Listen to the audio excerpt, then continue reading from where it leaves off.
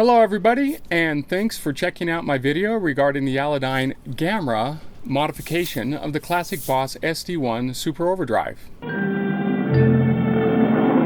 What is the Allédyne Gamma mod, you might ask? Well, Allédyne is the banner name that I place on anything that I create or modify. And Gamma, of course, is that 20-story tall, fire-breathing, flying giant turtle from Japanese monster movie yesteryear. I figured if I was going to modify a Japanese effects pedal, why not use a kaiju monster as its muse?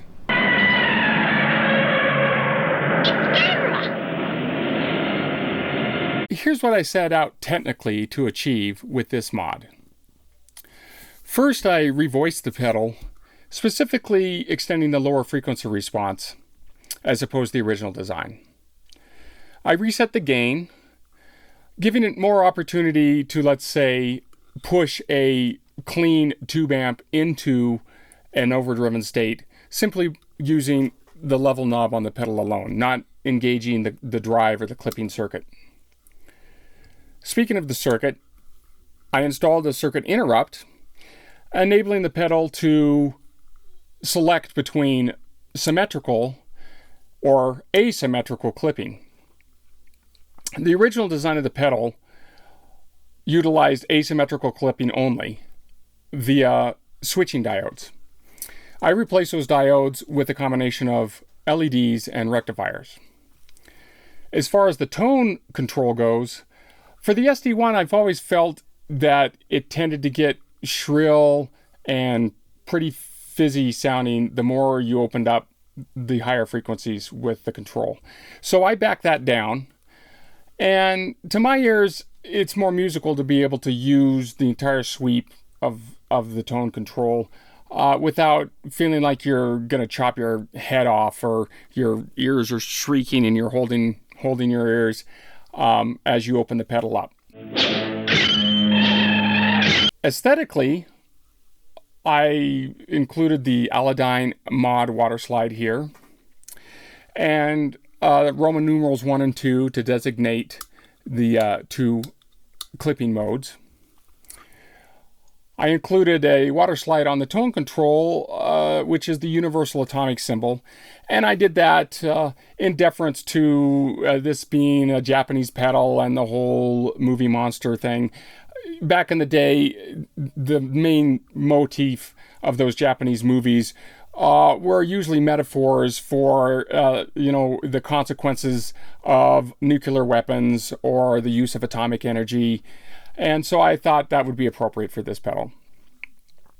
I also changed the stock red LED to a clear bulb, a super bright pink one.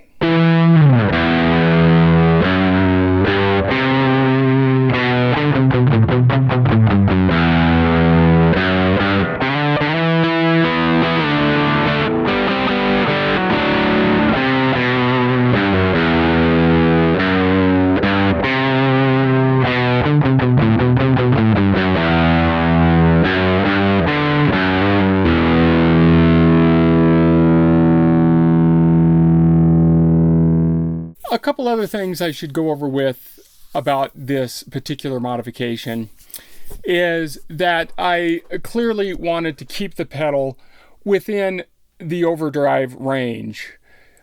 Sure, I could have done some things to the circuit to turn it into a fuzz pedal or something else, but I wanted to keep it usable within the recording environment as a pedal that you would go to get your general electric guitar tone for your backing tracks or rhythm guitar tracks.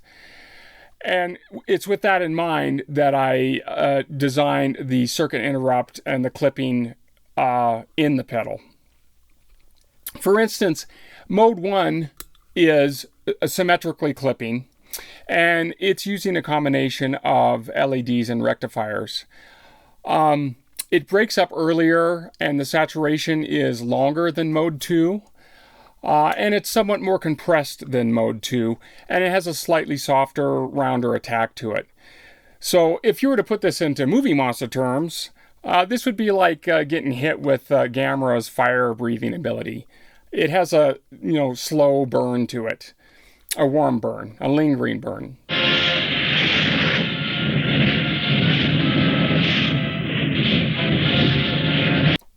Mode 2 is the asymmetrical mode, and it uses all LEDs. It has a faster attack, and it cleans up quicker than Mode 1.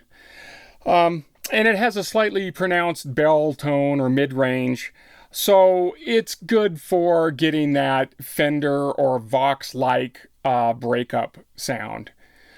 Again, the modes, the differences between the modes are pretty subtle. They're not overly exaggerated, and I again did that by design. As a recording engineer, often in recording, the differences between the right sound and the wrong sound are also pretty subtle. It can be the differences of a few inches of where you put a microphone in position. It can be a difference of 1 or 2 decibels in EQ adjustment, or the difference of maybe changing from a hard knee compression to a soft knee compression, or maybe even parallel compression. So in that vein, that's the way I approach this pedal. I wanted to give a subtle variation between these two clipping types. So generally, a guitarist in the studio, they can get their close and they can get up to their general sound and then subtly switch between these two, and by doing so they should be able to find that just right position of what's good for the particular material that they're recording at the time. As long as you're here, can't you stay for tea? I'd like to, but I can't today. Thank you. I understand. I captured the following video clips over an evening at the end of a regular production day. So if I seem a bit tired in those clips, it's because I was. The signal chain was as follows. My HSS fitted parts caster I built and have affectionately named Wolfhorn, going directly into the modded SD-1. Out of that, directly into a PV Valve King 220mH amplifier using the MSDI simulated speaker output, directly into a Strymon Big Sky that I simply was using for some simulated room ambience. Out of the Big Sky directly into a Universal Audio Apollo 8 recording interface. I didn't use any post-processing, EQ compression, or anything on the audio. For the video capture, I simply use my Logitech camera that I have sitting on the top of my monitor for Skype sessions and things like that. So forgive me if I didn't put a lot into the video production part of it. My main goal here was really to demonstrate the capabilities of the pedal modification. As for material, I simply improvised some riffs and recorded some A/B takes of those riffs for you to take a listen to, with the exception of a couple riffs from my latest album, Fortune Fires, and you'll find out later in the video why I chose to include those.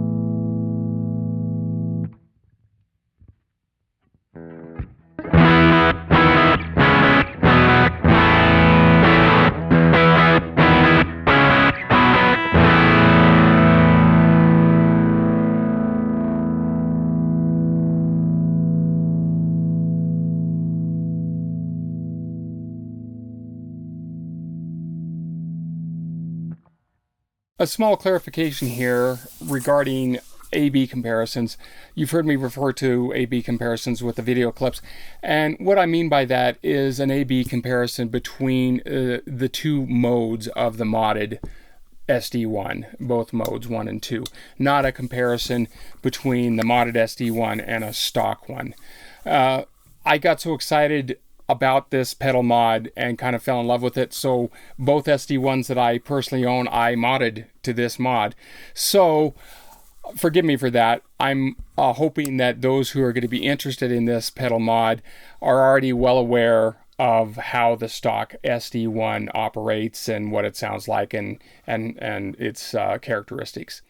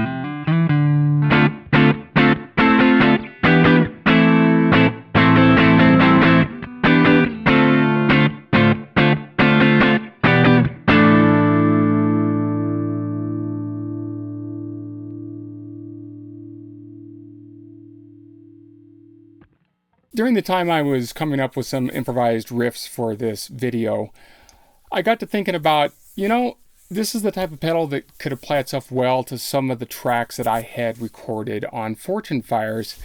So I decided to pull the pedal up and put it into some modes that were closer, as close that I could get them to the recordings. In the recording, of course, I didn't use, I had a different guitar I was using with different tracks. And the amp in particular in those sessions was a Vox AC-15 and not the PV Valve King. Nevertheless, I was pretty surprised how close I could get just with this pedal using, a different guitar and a different amp and just direct here.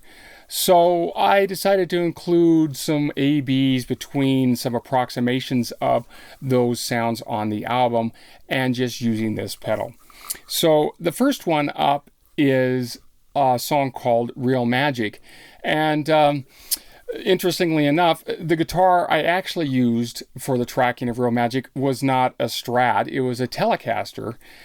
But nevertheless, even with my Partcaster here and this pedal, I got pretty darn close to how it was sounding in the studio using different amp. And in fact, I wasn't using any pedals on that track for what we're comparing against here.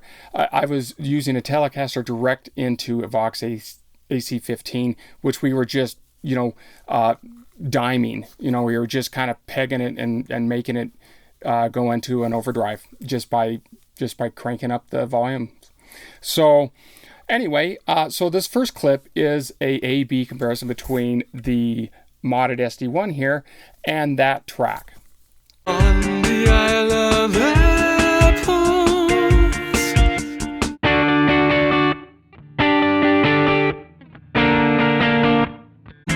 enchantress of the king.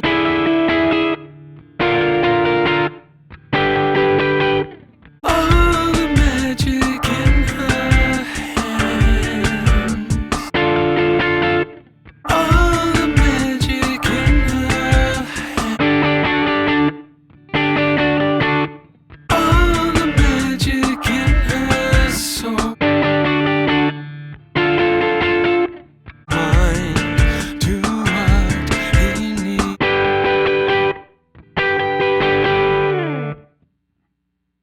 So the second song of the Fortune Fires album, which I decided to make an A-B comparison with for this video, was a track called My Animal. And in that track, I used a Stratocaster, not this Partcaster, but my American Strat single-coiled setup. The amp was the Vox AC-15. And again, we were not using any pedals. We were really using the amp. We were just going direct to it and just pushing the amp into a mild overdrive setting. I remember I was using the middle pickup on the guitar, and probably no tone controls. We were probably just working with the tone control on the AC-15. And to tell you honestly, I can't remember whether we were using the top boost channel or just the normal channel. But regardless, again, I was able to make a A-B comparison here direct with a different guitar and a different amp using this modded pedal. But again, very surprised at how close I could come using this to what was recorded on Fortune Fires. So here is the A-B clip of My Animal. Something lurks inside.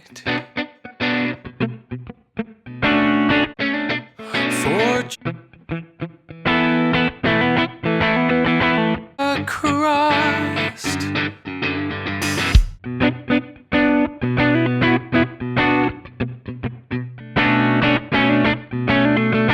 Heart, a pride, and I'm wondering who's the master. Well, finally, we're at the end of this video describing the Allédyne Gamma modification of the Boss SD-1 Super OverDrive. Thanks everybody for sticking with me. I enjoyed making the video. I have to admit that standing and doing commentary in front of a camera is not my particular forte. I very much, definitely more comfortable sitting behind a drum set, behind a guitar in a studio or on stage or a mic or something like that. So I could certainly make a pretty funny reel of bloopers from this video. I do have this pedal mod for sale on my reverb.com store. It's alive, and I will provide the link below for that. You can also go to www.jeffjukes.com for any recent information regarding any new releases and what I've been up to. I was very pleased with how this pedal mod came out and the direction I wanted to try to see if I could go with it. So much so that it has earned a spot on my pedal board, and I will be using this for some upcoming Jeff Jukes material that is due to start production very soon. If you have any questions, please feel free to contact me or leave a comment below. If you own SD-1 and you fall in love with this mod as I have, and you would like me to mod it for you, I certainly would be open to you sending me your pedal and I can perform those mods. Anyway, thank you for watching, and See Gamera's great jets. Mach 33 is what I would say. Really? bye-bye.